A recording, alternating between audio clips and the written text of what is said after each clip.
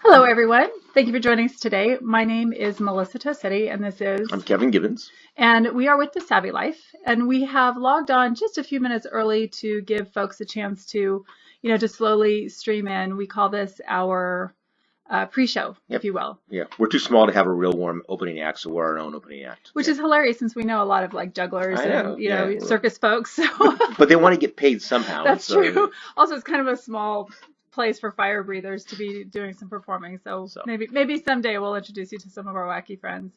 But that being said, I wanted to tell a story, which I haven't told Kevin yet, that is related to this idea of savvy living. And what happened is I have do a lot of gardening and do a lot of obviously irrigation, watering things. Our hoses are pretty old, but and they leak pretty badly. So I asked Paul to pick up some washers for me like 6 months ago. Okay. Which he did. He was very nice. And for whatever reason, I didn't end up using them at the time. Yep. And put them somewhere. Okay. In a very safe place. Oh yeah, yeah. So over the weekend, I was doing some irrigating, and I realized these hoses are like, it's bad. I'm nothing. No water is actually coming out of the end of the hose. It's all coming out of the faucet area or bleeding on the faucet area. So I go look for the washers. And I like to think of myself as fairly organized, fairly savvy. In fact, one of the impetuses of this idea of living a savvy life is that I was so not organized, and there was just stuff everywhere, constantly having to buy stuff, new stuff, even though I knew I had it, I just didn't know where it is, right? And I haven't had an episode like that in ages until this weekend. So I got to where I couldn't find them anywhere. And I could, the problem is I have a vivid imagination, so I could see them in my head everywhere. And I looked everywhere, or I thought I did. So Paul was going to Home Depot. He volunteered to go ahead and pick some up for me. And I fought it to the very end. I'm like, sure. This is a really big tenet of the savvy life, is not doing this. I did everything wrong. So I told him straight up, I said, I'm going to find them in the next couple of days. You know that, the old ones. And he's like, yeah, I know. Don't worry about it. They're super cheap. But it doesn't matter that they're super cheap. It's the principle. So I get the washers, I put them in, and it was like, why on earth did I wait so long to do this? I was waiting for something. Oh, my computer shut down on me yesterday, and so I was waiting for it to reboot, and I decided to go through my drawers and clean up some of my drawers. And guess what I found in my underwear drawer? Why were the washers in my underwear drawer? Wow. So I grabbed them and I stormed out to Paul's. He's got an art studio in our backyard that he's working in. And that guy, I'm sure he woke every neighbor that was taking a nap because he was cackling so hard. Yes. So how they got in my underwear drawer, I have no idea. But it's just a testament to, we try. If you can be there 80% of the time, you're better off than you were normally. But this cracked me up, and I had to share that with you guys. So I'm just going to try to see if I can up my organizational game a little bit more. I am not one to throw stones in glass houses, so I will chuckle mildly, and we'll just move on. Well, it is, it is such a funny thing though, and my husband he's a creative, and I know a lot of creatives get a bad rap for kind of having things everywhere, but he can put his finger He finds stuff pretty well. Yeah. And it's just so ironic that I, who try very hard to be very organized, lost.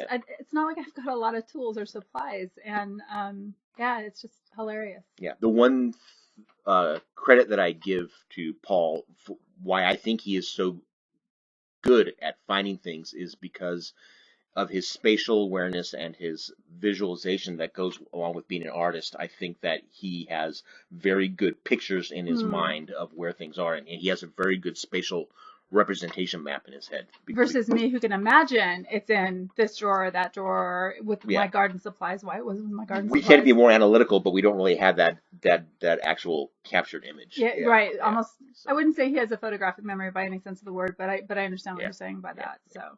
And with that, the pre-show is over. My confessions. I always feel like there tends to be about every third episode a really good confession. So this is interesting because, well, we'll go ahead and do introductions if you're just joining us. Again, this is Melissa Tosetti, founder of The Savvy Life. I'm Kevin Gibbons, vice president of The Savvy Life, and we'll talk a little bit about what The Savvy Life is. It's really the idea of spending and living purposefully with with the money that you have now, enjoying now while planning and being successful and purposeful for the future.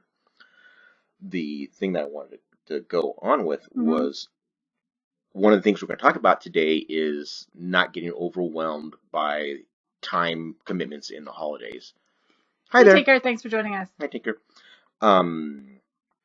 I think that a lot of the times when I have the same problem you had with those misplaced washers is because I'm doing things without spending time on them. It's very much a case of where, I need to clean the counter off, so I'm going to go put them here and I'll get back to it later. I'll remember where I put it. yeah, and that's because I didn't take the time to consciously say, where's the logical place to put these? In the case of the washers, I should take these and put these with my garden supplies so that in a place that makes sense. No, I'll just put them here right now. Right. Our topic is time management as the holidays approach and getting rushed and not taking in time. So it kind of fits in. It does. And actually something that you just said triggered something for me, which is I've tried so hard to program myself when I hear myself say, I'll just do this for now. Danger, danger, danger. Yes, because for now means never. And it doesn't register because because you just said to yourself, this is not important. It doesn't register in your brain. Yeah, and it's such a funny thing. Yes, absolutely. Sometimes there are times where you just don't have the time to take care of that. But really, it's the whole idea of a stitch in time saves nine. To go ahead and take the time and take care of things. And by the way, if you are just joining us, you might realize that we have a different environment than we normally present to you in. We are actually in Kevin and his wife's his wife. You have two wives? One wife. Some people may think I have more. I only have one. In their lovely home, and I wish I could do you could see all the gorgeous antiques in here. I was just telling Kevin I feel like I'm on vacation here, as I always do whenever I come visit you guys. But so if you notice something a little bit different, that is why I'm actually leaving here to drive up to Sacramento to do a presentation first thing tomorrow morning for Financial Planning Association, and so we decided to switch things up a bit and present from here. So again, the topic here is the holidays are approaching very quickly, and every year we advise our viewers, our clients, ourselves, make sure that you take into account time for yourself and don't overcommit yourself in the holidays. And so when Melissa and I were talking about what subject we want to talk about, I said, we should probably talk about this one because I was looking at my calendar and said, darn it, I just did it again. This is a confession episode. Yeah. Here it is. If you're watching this on YouTube, we're recording this on October 10th. Here it is, the fairly early part of October. My November is completely booked, and the first 2 weeks of December are already booked. And so we thought this was a good time to say, don't do that. Or do it purposefully. So actually, I'm curious, not to put you on the spot, but to put you on the spot, how much of that are things that you're obligated to do versus things that you want to do versus things that you're doing and maybe you probably should have said no? 80% of them are non-obligations. Okay. But they're things that I want to do for one reason or another. Okay, that's fair. Are there any on there that I should that I said I wanted to do and I probably shouldn't? Not yet. I'll let you know after they occur. No, that's fair. Hindsight, Yeah. Obviously I plan them because they're things that I want to do. Yeah. There's some things that I have to do. But it's just everything sneaks up on you very quickly, and before you know it, you're sitting there saying yes to a lot of things and not checking to see what the full impact is. A lot of us will do things where we'll say yes to an invitation, then we'll go home and put it on our calendar, and then at that point, or maybe a little bit later, look and notice like, wow, I'm blocked up. That's what happened to me. One of the tenets is to always say, I need to check my calendar, because first. You truly do. It's just too easy to, even if you don't have something scheduled for that date, that can impact the day before, the day after, if there's travel involved, etc. So it's critical to be able to give yourself that time. Also gives you a little cooling off period, because there have been many times where I have said yes in the moment and then got home and realized, oh God, I really don't want to do that. But you've committed. So what does this have to do with living a savvy life? Well, first of all, we're very much committed to the idea that time and money are interrelated. Secondly, is if you start overbooking yourself, what are some of the things that are going to happen? One, you might get sick, and that can just screw everything up in terms of time and Yep. money. Two, if you find yourself pressed for time, you start spending more money. Yep. Oh, I have a dinner party next week that I'm going to go to, and I said I would bring an entree. Well, I suddenly find myself busy Tuesday through Friday. Mm-hmm. Now I can't cook the entree, so instead I'm going to go to a store and I'm going to buy a pre-cooked entree. And because these are people that I love and respect and I want to treat them well, I'm going to buy a very complicated, expensive entree rather than cooking something at home. So because we didn't manage our time, we just end up spending more money. And then it just becomes more rushed and things sneak up on you. Oh yeah, I agreed to this party. Oh, that's a birthday party. That means I need to get somebody a gift. Oh shoot, I didn't think of that. Now I'm running around doing that whole thing. So the real tie-in with the Savvy Life is that you really need to take the time so you can be methodical and purposeful and spend properly. And also enjoy those times, because when we, especially during the holidays, when we are overbooked, and then there's the thought of the gifts that have to be bought, the decorations that need to be made or taken care of, right? It all becomes overwhelming, and then this is why so many people actually resent the holidays and not enjoy them. And it's because we slipped into that. We did not go in with eyes wide open and a plan. And I know it sounds very type A, but wow, it can make such a big difference. So if you don't mind, I'd like to talk about the layers of what that looks like as far as planning goes. Yes. So the first aspect of that is it is imperative to actually get your obligations down on the calendar first. And I'll give you an example of that. My family on my mom's side, we've got the date. My nephew is actually going to be on leave from the Navy. So we've got it. That date is on the calendar. It's been on the calendar for a couple weeks. Yeah, and that's non-negotiable. That is that's non-negotiable. When he comes out. Because he's going to be deployed for 6 months. We won't even have a chance to really see him until then. So that's the key one. We actually, all of our friends, we have what's called Friendsgiving, and that was another one that needed to be on the calendar. There's a costumed event that we go to, the Great Dickens Fair, that a lot of us as friends go to, which is, it's almost like the kickoff to the holiday season for us. It's just a very fun day. We see a lot of our friends in the community, extended friends there. That's a very important thing for us. So that's actually something that that's more of a fun thing that we'll be doing in the next, scheduling in the next week or so. So it's obligations first, and then it's the stuff that you want to do, and then anything else gets filtered in. But without actually creating that intention of, wow, we got to get Dickens Fair on the calendar, it's likely that by the time all of us get our calendars coordinated, none of us will be able to, we won't be able to get a time that all of us can go, because there's about 10 of us that go. Yeah. Or we'll be squeezing it in, and you'll end up doing, you end up doing multiple events in a weekend or multiple events in a day, and start saying, well, okay, I can go ahead and do this from 2 to 4, but at 6 I've got to go be somewhere else. And again, that just adds stress. Layering those days, it's no fun. Especially because Dickens has such great cocktails, and you want to just be able to relax and enjoy the day. One more than the next. It's true. We have them all mapped out. Yeah. And if you actually do live in the San Francisco Bay Area or Northern California, we highly recommend going to the Great Dickens Fair that they hold at the Cow Palace every year, just to throw out a shout out to the folks that put on that fantastic event, because a lot of our friends are actors there, and they just do such an amazing job. You're instantly in the holiday spirit. Yeah. So now that I need to contact the owners to ask for payment on that little. Good luck. Right. We know them. Good luck. Yeah. So it may seem that we're starting this conversation very early. Again, this is only the first part of October, but if in America, Thanksgiving holidays and all those things start snowballing, and things just start happening really quickly.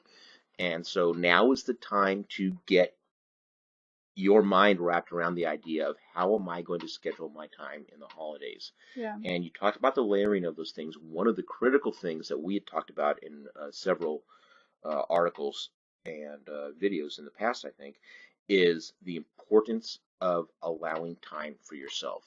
Once a week or once every 2 weeks. You're saying 2 times a week. 2 times a week. 2 times a week. So 2 times a week, set aside time for yourself and your family to rest and recover. where you're not running out doing these things. You're just sitting at home, taking a breath, relaxing, doing an inventory, seeing where you stand on things, but just mainly giving yourself a chance to relax and recuperate before you go run off and do all the other scheduled events. Yeah, I mean, we joke around about, imbibing in cocktails, but the fact of the matter is during the holidays, you are going in and out of, cold environments, hot environments. You are overtired because you're trying to get everything done. You're eating a little bit more heavy than you might be used to, maybe drinking a little bit more. You're covered. And then you're around everybody else who's sick. So without actually giving yourself that time, and quite frankly, it's not just about recovery so you can be a better doer. It's recovery to enjoy time. Yeah. It's perfect time to record all the holiday shows on your DVR and then just, sit back and enjoy them. Get your Instapot, working for you, or your slow cooker working for you, so you don't even have to worry about stopping by or prepping dinner that night. This is something that I've been preaching for about 6 years now in the webinar that we teach, also articles, and it was all around the holidays. But about 3 years ago, I started to realize, why am I saving this for the holidays? And it's a habit that I have implemented 2 nights a week, Tuesdays and Thursdays. I do everything I can to make sure that those nights stay clear. And my son and I have a ritual, because my husband works nights. We have rituals around what we do those evenings, and they're coveted. And to me, they are what have had one of the biggest impacts on our quality of life. Oh yeah. Yeah. So yeah, it really is worth it. Again, it may feel a bit type A, but if you can just create less stress for yourself in the next, 10 weeks that we have? Something like that, yeah. Yeah, it will make all the difference for you. And then from there, you can start thinking about slowly, once you get that time blocked off. Okay, so what does your holiday gift look like? And by the way, base that on what you can afford, not what you figure out what your holiday budget is before you start creating your gift list. It's not the other way around. Yeah, you have a fixed amount of money to spend, and you have to allocate that as you think best. But if you go in with the idea that I'm going to get everybody the perfect present, you're going to very likely you're going to end up being miserable, because you're going to be paying that off for the next 6 months or worrying about it. Yeah, unless you have that money set aside already. Yeah. And there's an aspect of this too, in that a gift should be a gift and something that you're very excited about giving. And the minute you cross the line of spending more than you're comfortable with, or more than you should, that feeling can turn to resentment. And that is not what the intention of gift giving is all about. So just keep that in mind. Again, it's not about restriction. It's about being purposeful and doing the best you can with what you have. And very often when it comes to gift giving, I think that we give gifts out of habit. Might not be as close with people. And a little bit of guilt. And a little bit of guilt, exactly. And so if by giving yourself some thoughts, thinking about it starting now versus December 12th, you're giving yourself a better shot to maybe even get more intentioned gifts that will cost less than if you waited till the last minute and then start to scramble. Yeah. So start blocking out your calendars. Yes. Yeah. We're going to take a metaphorical break and then come back with our second topic for this half hour. Sorry, and that second topic is the power of deadlines. Yeah. So again, we beat to death the idea that we are so very, very busy, and that busyness keeps us very often from taking care of things that need to be taken care of. It could be anything from going ahead and canceling a bill or a service that we're no longer getting value out of, to something even very critical of like scheduling a doctor's appointment before the end of the year. Or, we were talking about the holidays just a few minutes ago. I went and got my bangs trimmed at my salon yesterday, and she had little notes up saying, hey, book your because it's going to get impacted as you get closer. So exactly. Everybody's going to want your it before New Year's. Now. Exactly. So staying on top of things like that. So the nice thing about that, and it's very clever, she's got a deadline right at the end of the year, and everybody wants to get in for the holidays. So I was working with a client last night, which made me want to talk about this topic today. And as we were going through things, we got to her category we were talking about entertainment, and she has Hulu. And I asked her, because I don't use Hulu, I asked her how she liked it, and she goes, well, I got it just for one particular show, but I'm not watching that show anymore, and I've really been thinking about letting it go, but I haven't. And I just let her just, see if she was going to say anything else around that. I said, well, I'll tell you what do you think about the idea of, if you don't end up using it by the end of the year, and again, that was October 9th, right? So if in the next couple of months you don't use it, it's a perfect trigger for you to decide to go ahead and let it go. The thing about a service like Hulu is it's $7. And it's just so easy for every month, $7 to fly by. Yep. And to just, oh yeah. And then almost $100 a year. Yeah. And it could be years. Mm-hmm. We had that one client in Atlanta, the attorney that we worked with. Yeah. It was like a $13 phone service, and it had been 5 years that she just, I need to cancel that. I need to cancel that. Kept using it. Yeah. Yeah. So without a deadline, it's just so easy to continue to accept those payments. And I think it's amplified also by the fact that we're not writing a check for it. Yeah. It's on a card and you see it, and you might get a little twinge every once in a while, but it's not enough to make you actually do something about it. And so creating that deadline really helps. So in my previous life, one of the companies that I worked at, they had a pretty strict policy of, here's something, are we using it right now? No, we're not. Okay, we're going to put a tag on it for 6 months. In 6 months, if nobody has used it, we're going to get rid of it.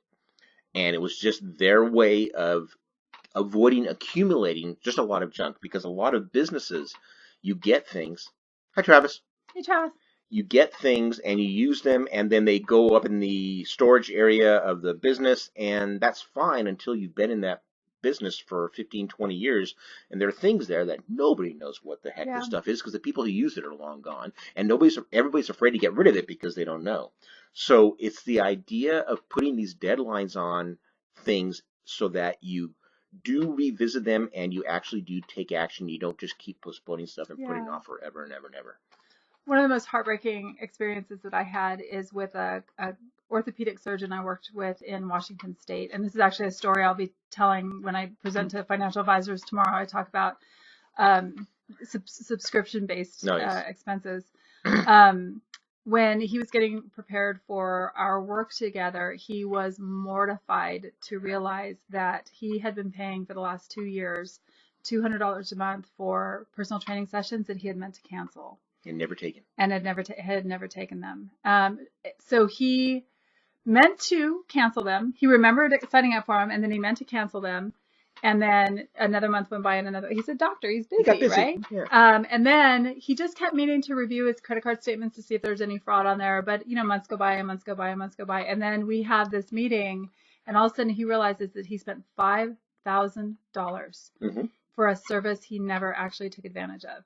And the way I look at that is that's a trip to Europe. That's a trip to Europe. No matter how much money you make and no matter how wealthy you are, that's a trip to Europe. Yep, exactly. Yeah. So without that deadline of I've got to cancel this service by, or I've got to review my credit card statements before whatever said, brick wall that you're going to create to make sure that happens, you've got to do it. You could take it another step or in a different light. And a lot of people in cleaning out their closet, it's something they want to do. Yep. And one of the most impactful ways to do it without being overwhelmed is a lot of people will flip all the hangers in their closet, and they'll hang them backwards. And then as they use something, they'll hang them forward. Right. And so at the end of a certain amount of time, they realize, okay, what hasn't. So you get this visual because you're in the trenches, you can't see it. But again, you have to decide, okay, I'm going to start this process October 10th. If I don't wear everything within, maybe you give yourself a year or 6 months, depending on whatever it is. Yeah. I think it depends on where you live in the country and how seasonal your wardrobe is. Exactly. But I always felt like that was a easier way to kind of slide into cleaning out your closet versus, It can be dramatic trying to do it, the way that a lot of other people talk about. But it's the whole idea. Giving those deadlines forces action. And we're not talking about forcing you to do something you don't want to do. You're the one that's picking the subject, and you're the one that's setting the deadline. So you've decided that you want to do this. You just need something to help make sure that you actually complete it and you don't forget about it. So, different things that you can create deadlines for to actually get them done. Your oil changes. That's an easy thing to get. I know you got burned pretty bad, really bad. You want to talk about that experience? Oh yeah, I kept putting, this was on an older car that didn't have the oil change ding light on there, and so the ironic thing is that I keep meticulous records on my automobiles. Sorry. And I track my gas mileage, I track all my maintenance and everything, and so I knew that I had to get the oil changed, and I kept putting it off and putting it off, and so according to my calculations, I'm now 4,000 miles over, 5,000 miles over. Okay, well, I'll get it done. And I didn't, and not only that, but because I knew that I was going to get my oil changed imminently, I didn't pay attention to checking my oil level, because I'm going to get my oil changed, it'll be fine. Oh, wow. Okay. That's what really happened. Yeah. All right. And so what happened is I waited long enough, the car burned a little bit of oil, and I ran out of oil, and I seized the engine. And had to replace and it, I had to right? replace the engine. Yeah. That cost me about $2,000 for that car. Yep. Yeah. Yeah. So I've learned my lesson on that. One, I actually do change the oil when I'm supposed to, and two, I'm very religious about checking the oil, even if I'm going to even if I'm going to get the oil changed in the next 3 days to a week, I still check the oil. But yeah, doing maintenance on anything is set up a deadline of when am I going to get this done, and you have a reminder. Things happen. But if you have that deadline, at least that really tells you this is important. I picked this time for a reason. I'm going to take the time to do this. Yeah. So I would say car maintenance. I would say taking care of a bill of service that you're not. If you recognize that you've got a service that you're paying for that you're not using anymore, decide on when the deadline is for you to go ahead and pull the trigger and get that done. It's a funny thing because sometimes you will realize that, wow, it took me 3 minutes to cancel this service, and I've been stressing about it, not wanting to do it and resisting it. Yeah, for 6 months. For 6 months, and I've ended up, shelling out $100 because of that. Sometimes it does take longer. I mean, there's a reason why we tend to procrastinate on things like that. It's a bit of an unknown. Yeah, and it can be confrontational. It certainly is unpleasant for some people to contact someone and say, hey, I want to cancel the service. I want to negotiate a deal. And those people are trained to keep your business, so they will do things to manipulate you. So it can be unpleasant, but it's your money, it's your life.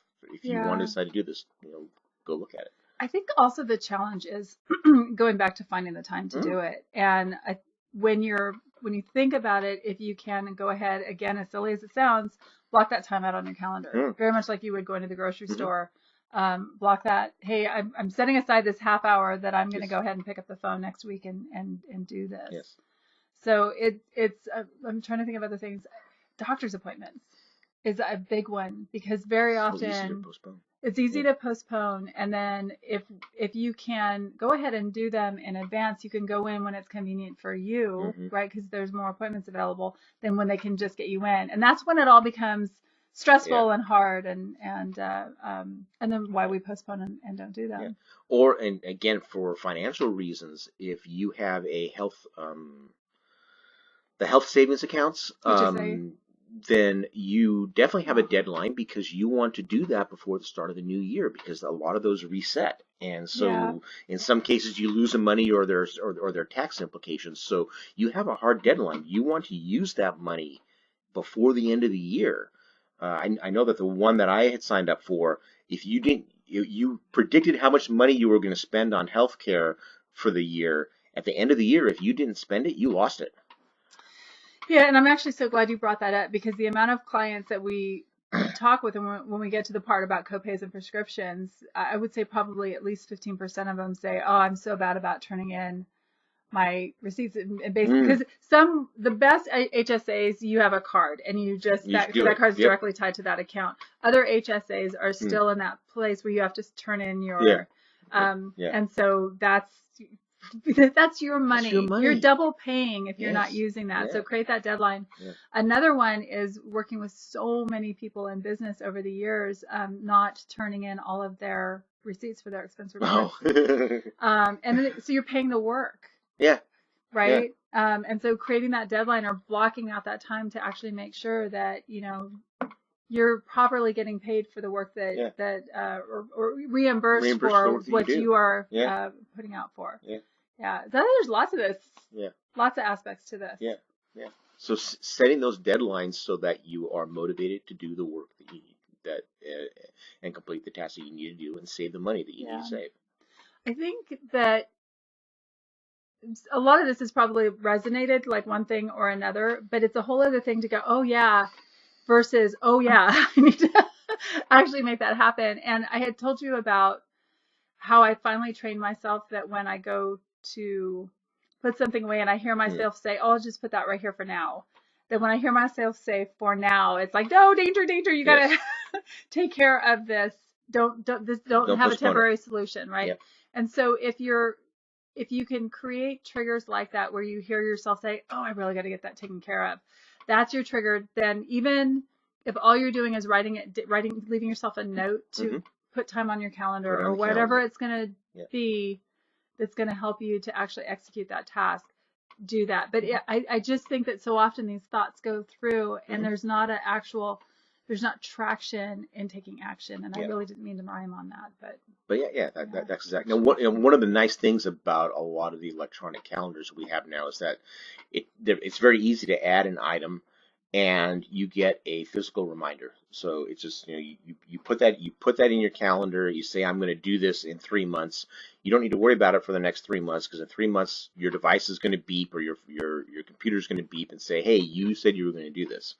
And so it makes it much easier. You're right. So, well, we actually executed that yesterday. We had an issue with our website that we weren't told about. Our website went down yesterday, and a certificate that we have, a security certificate that we have, expired. We did not receive an email. We received notification within the account, which we haven't been in a year. We typically don't look at our ISP account unless something goes wrong. Right. And then something went wrong. Yeah, something went wrong. And so what we've done to make sure that doesn't happen again is we created a note in our calendar for next year. Basically, this deadline to go in and take a look. Hey, did everything make go sure through? Everything's okay. Yeah. So we created our own deadline. So look at us doing, following our own advice. Yeah. So, go figure. All right. So with that, I think that we have talked about everything we want to talk about with this particular topic. I think so. So if you are watching us as in the future, because we do this session live, and you are watching us on YouTube, please like and subscribe to our channel. We try to post every single week various topics related to this idea of savvy living. How do you spend time? How do you spend money more purposefully? And we'll actually not be on the air next week because I'm in LA for a speaking engagement. But we'll be back. Actually, I think we have a fairly even calendar after that. Yeah, I don't think we're missing too many for the rest of the year. Yeah. But so like and subscribe for any of these topics to anybody that you think that would benefit from them. And then you can check out our website at thesavvylife.com. And we have articles that we post on a regular basis. We also have a place where you can subscribe for the list. That's our weekly newsletter. And that will, again, contain more relevant, fresh articles, as well as the list itself, 3 tasks to do that are highly actionable. They're not philosophical based. They're really functional. Do this week, and it will help you lead a better savvy life. Yep. And then you can find us on Instagram, Facebook, LinkedIn, and Twitter. All right. So we try to get get our message out via as many different social media vehicles as possible. Yep. So with that, take care of your deadlines, and we look forward to seeing you in the next 2 weeks. And don't overbook yourself for the holidays. Yes. Thank you. Thank you.